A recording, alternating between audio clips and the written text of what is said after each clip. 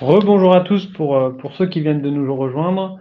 Et ben on va démarrer. On a attendu les 3 minutes françaises traditionnelles. Tout d'abord, on est ravi de vous accueillir pour ce webinaire. On a 30 minutes et on va essayer de se garder un petit peu de temps à la fin pour les questions-réponses. Donc surtout, n'hésitez pas. Vous avez à la fois un chat et une zone de questions. Donc dès que vous avez une question, vous pouvez la popper. Soit on la prendra à la volée, soit on les partagera à la fin. Avant de rentrer dans le vif du sujet, on voulait simplement apporter en tout cas une toute petite précision sur le titre du webinaire qui est comment tester mon PRA. Quand on parle de PRA, on parle de plan de reprise d'activité du système d'information. Parfois, on parle aussi de PRI, plan de reprise d'activité, plan de reprise informatique.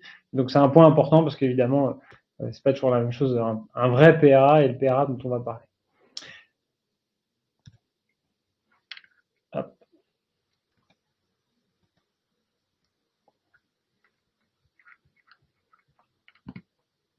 Allez, c'est parti. Maxime, peut-être un petit tour de table, je te laisse te présenter. Oui, bonjour à tous, enchanté. Maxime Baudou, je suis responsable infrastructure chez Netways. Donc, j'ai en charge l'évolution et le maintien en condition opérationnelle de toute l'infrastructure qui opère le cloud Netways.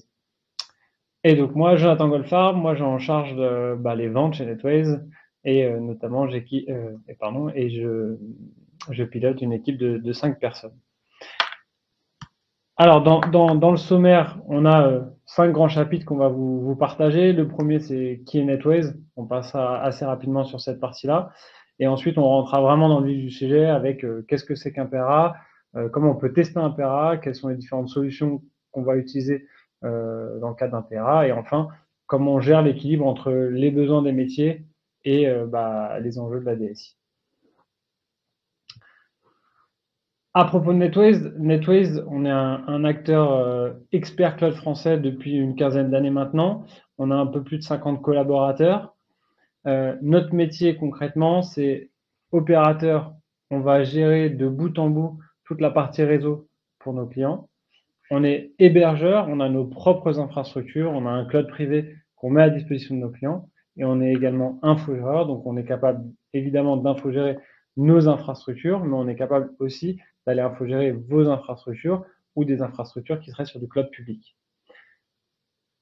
On est certifié ISO 27001, certifié HDS et on est 100% français. C'est un point important. Aujourd'hui, l'ensemble des équipes Netways sont basées en France. On a des bureaux à Paris, à Lyon et à Marseille. Et donc, on opère, tout notre support se fait en 24/7 en France. Allez, on va rentrer dans le vif du sujet. Et qu'est-ce que c'est que concrètement un PRA? Et on s'est dit que pour commencer ça, on allait peut-être d'abord vous poser la question. Donc vous allez voir normalement, si tout se passe bien, on n'a pas de problème technique, popper un petit sondage et je vous laisse quelques secondes pour y répondre.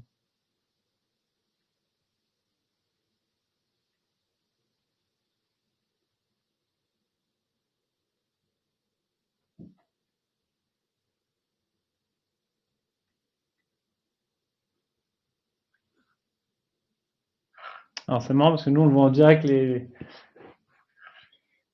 On voit les votes remonter. Moi, je pense qu'à peu près tout le monde a voté. Et donc, à la majorité, on est sur un ensemble de procédures et de moyens matériels, technologiques et humains. Maxime, est-ce que c'est la bonne réponse? On va voir ça ensemble tout de suite. Du coup, premièrement, on va parler de la fausse bonne idée. Dans la globalité, quand on parle d'un PRA, on a tous en tête un moyen technologique. C'est-à-dire qu'en termes informatiques, un PRA, c'est je vais externaliser mes données sur un site secondaire. Ça, dans la réalité, c'est simplement la base. C'est 50% du travail. Dans la réalité, la plupart des gens ont plutôt bien répondu. Un PRA, c'est un ensemble de procédures et de moyens. Donc oui, il y a la base, on va faire des réplications, des sauvegardes de nos données sur un autre site, mais il y a aussi tout ce qui va autour. Donc il faut savoir qu'est-ce que je dois sauvegarder et répliquer, en combien de temps je dois reprendre mon activité, quel est l'impact sur mon business si je ne reprends pas assez vite, et surtout comment j'active mon PRA, est-ce qu'il est manuel, automatique, comment j'accède à la donnée de mon PRA. Donc tous ces moyens-là font qu'un PRA, ce n'est pas simplement une réplication, une externalisation des données. C'est tout un plan complet, comme son nom l'indique. Pour aller un petit peu plus loin, il y a souvent une chose qui est oubliée, c'est le prérequis fondamental pour créer son PRA, c'est avoir la connaissance du métier. C'est-à-dire qu'en fonction de son métier, un PRA sera totalement différent. Il y a des personnes qui ont besoin de reprendre leurs données très très vite, en moins de 30 minutes, parce que sinon leur business s'écroule.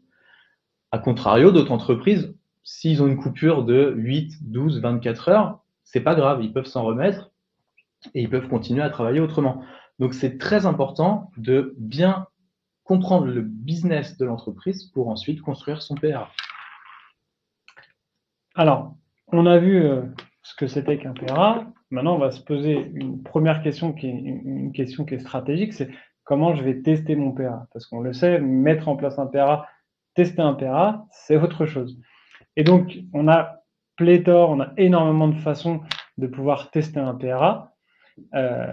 Et évidemment, on ne pouvait pas traiter tous les cas. Et donc, on est parti de nos clients et on a regardé le plus souvent ce qu'on faisait chez nos clients. Donc, on va vous détailler 3 typologies de tests qu'on fait chez nos clients le plus souvent. Évidemment, il peut y avoir d'autres cas. Donc, le but, c'est pas de traiter tous les cas, encore une fois, mais c'était de vous donner des cas qu'on voit le plus souvent chez nous.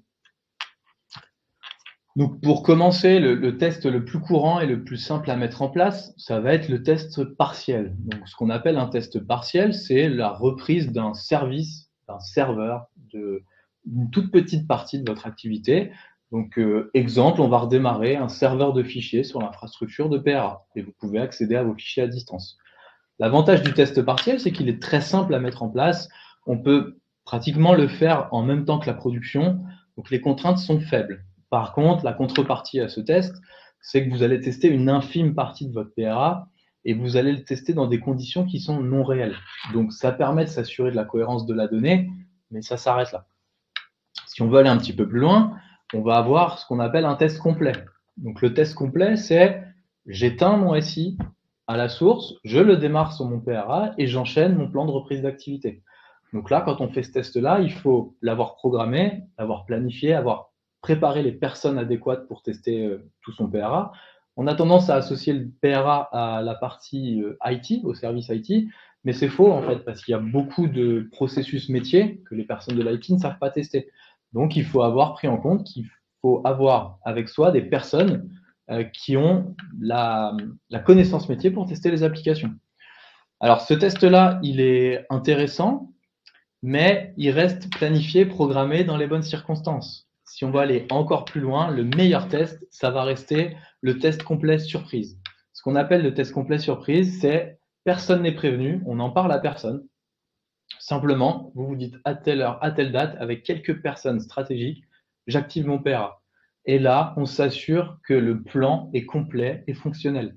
Donc, si on l'active en surprise, les gens ne savent pas, on va pouvoir avoir leur réaction, voir comment ils interviennent, comment ils réagissent. Et ça, c'est important parce que dans la vraie vie, le jour où on va l'activer, ça ne sera jamais un moment prévu, ce sera toujours un moment où on n'est pas prêt. Et donc, ce test surprise vous permet d'anticiper énormément de choses que vous auriez pu oublier dans votre plan d'activité. Donc, ce n'est pas simple à mettre en place, ça a des conséquences, mais ça reste le meilleur scénario.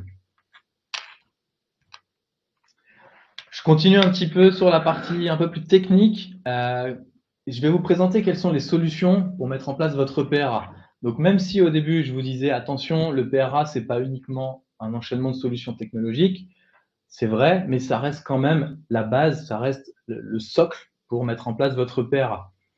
Donc, je vais vous expliquer, pour commencer, 2 éléments très importants dans un PRA, c'est les termes de RTO et RPO. Donc, le RTO, pour Recovery Time Objective, correspond au temps de reprise de votre PRA.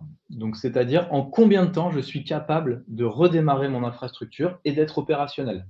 Donc, si par exemple, vous avez un besoin métier très critique et vous voulez redémarrer très vite, on va avoir un RTO de peut-être 1 heure. Ça veut dire qu'en maximum 1 heure, on est capable de démarrer son infrastructure sur le PRA et elle est fonctionnelle, les gens peuvent y accéder et travailler. Ça, c'est le RTO. Le second point, c'est le RPO, pour Recovery Point Objective, qui lui correspond à quelle durée de données je peux me permettre de perdre. Donc, Pour que ce soit un petit peu plus clair, imaginons que vous externalisez vos données une fois par jour avec une sauvegarde. Si vous le faites une fois par jour, ça veut dire que vous avez un RPO de 24 heures. Donc au maximum, si votre sauvegarde se fait, imaginons, à 18 heures, et votre incident arrive le lendemain à 17h55, vous aurez perdu 23 heures et 55 minutes de données. C'est pour ça qu'on dit que le RPO sera de 24 heures si on fait une fois par jour. Encore une fois, ça va complètement dépendre de votre métier et de votre activité. Certaines sociétés vont avoir un besoin, par exemple, très court de RPO, c'est-à-dire que si on perd plus d'une heure de données, on perd des données sensibles, critiques, peut-être juridiques et légales, et donc la société est en faute, donc il faut mettre un RPO très court. A contrario, certaines sociétés ont des besoins plus courts de données, donc c'est-à-dire que si on perd peut-être une journée de données, c'est pas grave, ça va faire perdre quelque chose, mais en termes de business et de gains, mettre en place un RPO de 24 heures sera suffisant. Donc pour mettre en place ces différentes solutions basées sur ces RTO RPO, on a plusieurs solutions techniques possibles. Donc la première, qui va être le plus classique et le plus connu, ça va être la sauvegarde. Donc je vais faire une sauvegarde externalisée de mes données à intervalles réguliers. Donc ça peut se faire à travers la solution Vim Cloud Connect que l'on a mise en place sur notre cloud. Donc c'est une solution qui nous permet d'afficher très simplement de la donnée de stockage pour vos sauvegardes à travers l'outil Vim Backup et Réplication. À côté de ça, on a bien sûr d'autres solutions. On peut parler par exemple de la partie S3. Donc vous pouvez envoyer vos données à l'aide du protocole S3 dans notre repository S3. Ça permet d'avoir un accès à différents types de données, pas uniquement à Vim Backup and Replication. Donc la sauvegarde, c'est très bien, c'est plutôt simple à mettre en place, c'est le moins contraignant des solutions. Par contre, ça a un RTO qui est plutôt élevé. Pourquoi? Parce que quand je vais vouloir redémarrer mon PRA, je vais devoir restaurer mes sauvegardes. Donc il faut décompresser, sortir la donnée et l'envoyer sur le Cloud NetWays pour ensuite redémarrer les machines. Donc là, en fonction de la volumétrie, on peut avoir des RPO qui vont de plusieurs heures à voire une journée complète. À côté de ça, on peut mettre en place d'autres solutions qui sont plus rapides et plus efficaces, comme la réplication. Donc mettre en place une réplication, ça consiste à faire une copie identique de votre service source à la destination dans le Cloud NetWays. Donc là, on ne passe pas par une sauvegarde, une compression et une restauration. On copie vraiment une image exacte de votre service sur le Cloud NetWays. Ça a l'avantage d'avoir un RTO extrêmement rapide. Dans ce cas de situation, vous nous appelez, on déclenche le PRA, en quelques minutes, les machines sont démarrées et fonctionnelles. Donc ça a cet avantage. La contrepartie, c'est que c'est un petit peu plus gourmand en ressources, c'est-à-dire qu'il faut avoir une infrastructure qui permet de répliquer régulièrement et ça consomme un peu plus de ressources sur l'infrastructure. Mais c'est possible et c'est là qu'on va pouvoir monter en place un vrai plan de reprise d'activité hybride. Vous allez pouvoir décider de cette application est un besoin business très critique, donc je vais le mettre en réplication parce que j'ai besoin de redémarrer très vite. Cette application-là, elle est importante, mais si je la redémarre dans 6 heures, c'est pas grave. Donc, je vais la mettre en sauvegarde. Ça vous permet de limiter les impacts techniques, c'est-à-dire que comme la réplication est plus coûteuse en termes de ressources, on peut faire quelque chose d'hybride, et surtout en termes financiers. On va optimiser la partie finance en faisant des réplications sur ce qui est critique et des sauvegardes sur ce qui est moins critique. Un dernier mot sur cette partie technique, il ne faut pas oublier toute la partie SaaS et cloud public. On a tendance à souvent utiliser les outils natifs et sauvegarder à l'intérieur de ces infrastructures, par exemple sauvegarder Azure sur Azure, etc., avec Azure Backup. Ça ne permet pas forcément de mettre en place votre plan de reprise d'activité correctement. Donc n'oubliez pas qu'il est possible de sauvegarder ces environnements on-premise, dans les data centers NetWays par exemple, et de prévoir un plan de reprise d'activité sur ces solutions. On peut très bien redémarrer une machine virtuelle Azure ou Amazon par exemple, sur le Cloud NetWays et l'inclure dans un PRA standard, comme si c'était une machine standard. Donc voilà, c'est un point important à ne pas oublier, ça fait partie de votre SI. Votre SI est grand et peut être dans le cloud, donc il faut prendre en compte l'intégralité. Merci Maxime. On a vu plutôt la partie technique du PRA. Moi, je vais plus vous parler de la partie processus, documentation, implication des métiers, etc. Et pour ça, en fait, je vais partir de ce que nous, on fait avec nos clients et comment on travaille avec nos clients. Donc la première chose, et c'est vraiment l'élément moteur et l'élément le plus important quand on va construire un PRA avec un client, c'est qu'on va d'abord analyser son parc applicatif. On a besoin de comprendre aujourd'hui à quoi servent vos applications, quelle est la criticité des applications, pour bien appréhender à la fois vos métiers vos applications et, in fine, définir un RTO, RPO. Donc, évidemment, ce qu'a présenté tout à l'heure Maxime, c'est que en fonction de vos besoins en RTO, RPO, on va construire une solution technique différente.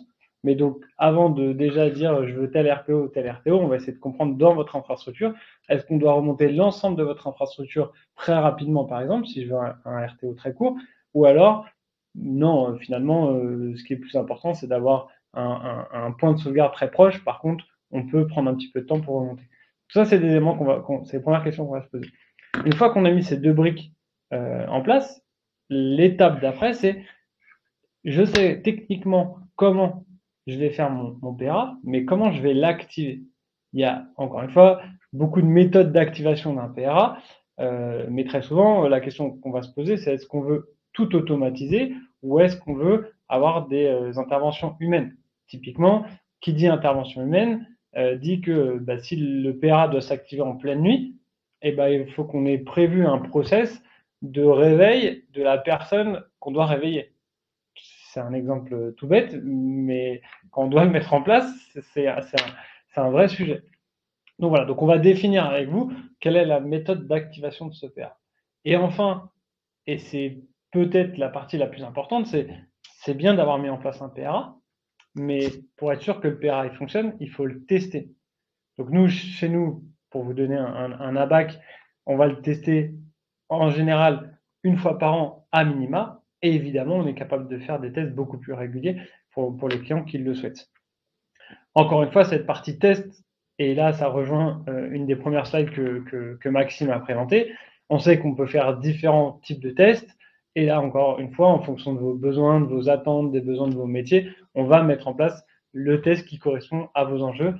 Et là, on revient, en fait, c'est un cercle vertueux, on revient au début sur comme on a analysé ce dont vous aviez besoin, ce que les métiers vous demandaient et aussi la criticité de vos applications, on est capable derrière avec vous de définir les bons tests et les bons reporting.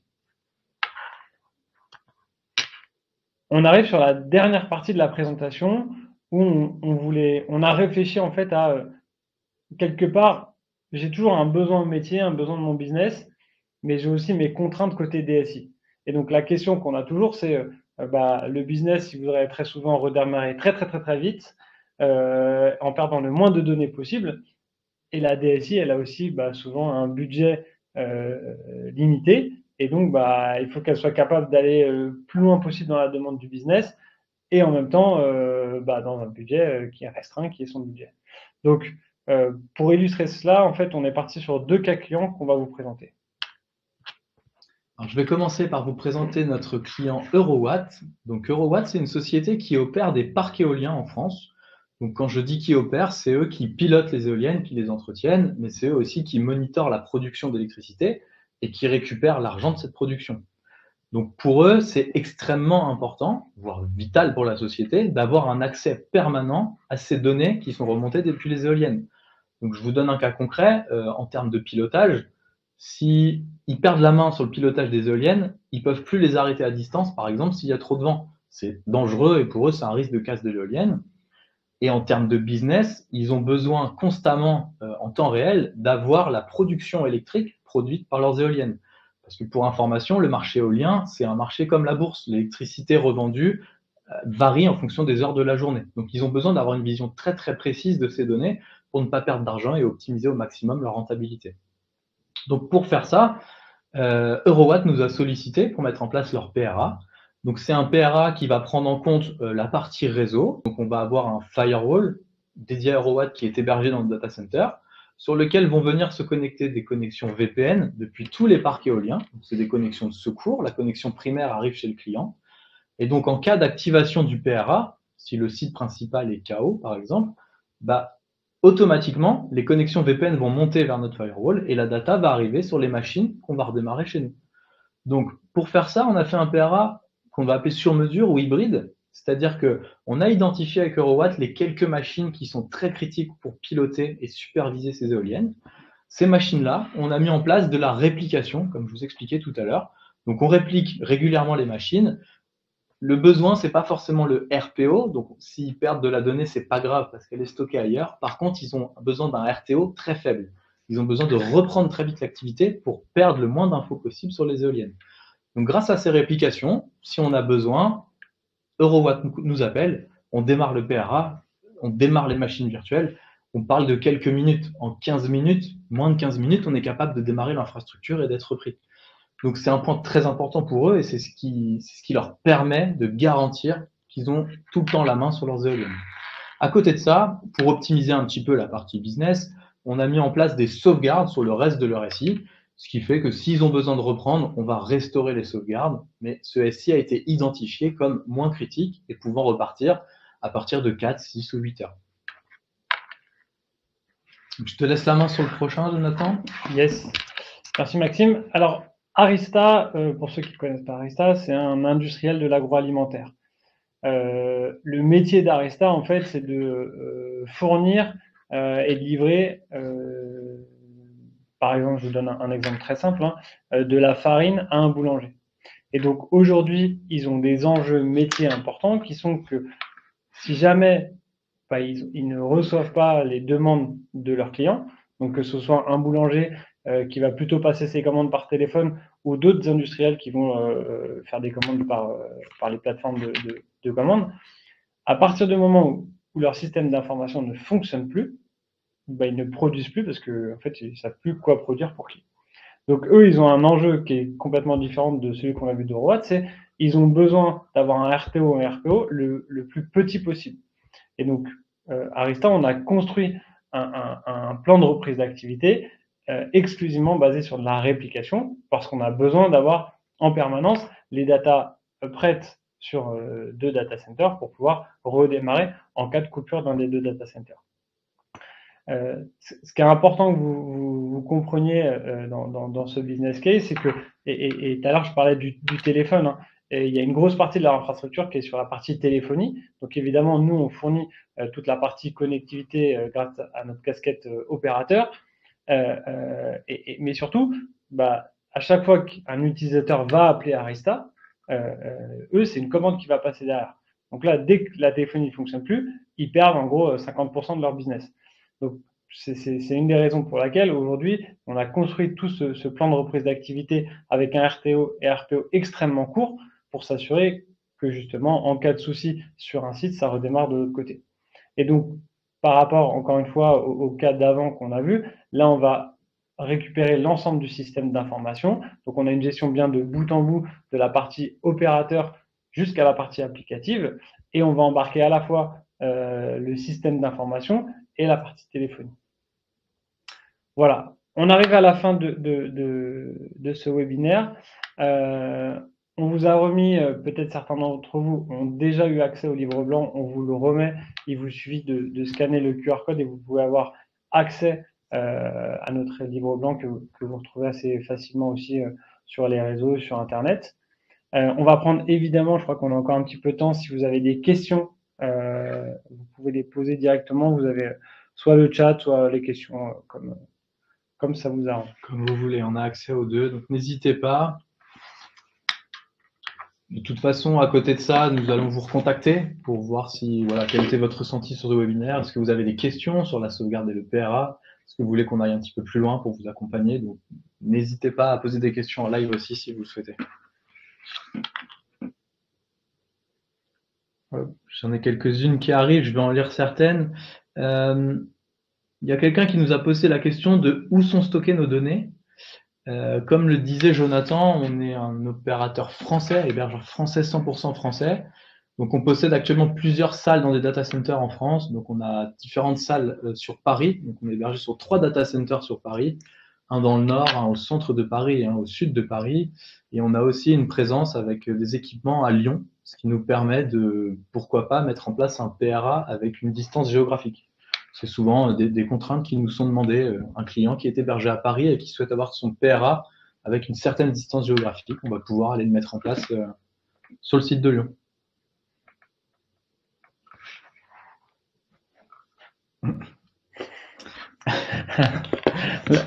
La question, je peux y répondre, oui. Donc oui, ce webinaire a été enregistré et il sera partagé. Donc pour si vous avez des collègues ou des gens dans votre région qui n'ont pas eu accès au webinaire ou qui n'étaient pas disponibles, ils pourront le revoir. Il y aura un replay. Alors, on a une question technique très compliquée à répondre. Est-ce que l'AS400 est géré? J'ai envie de dire c'est un cas très particulier et il faut qu'on l'étudie ensemble. Nativement dans nos offres, je vais pas vous dire que l'AS400 est géré, mais on peut en discuter ensemble à côté parce que c'est un cas très très particulier.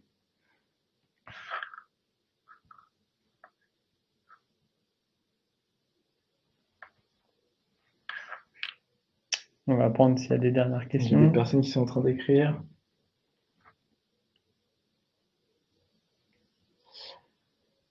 J'ai une question technique aussi qui nous demandait, en gros, la partie Vim a été mise en avant dans la solution, dans les solutions disponibles.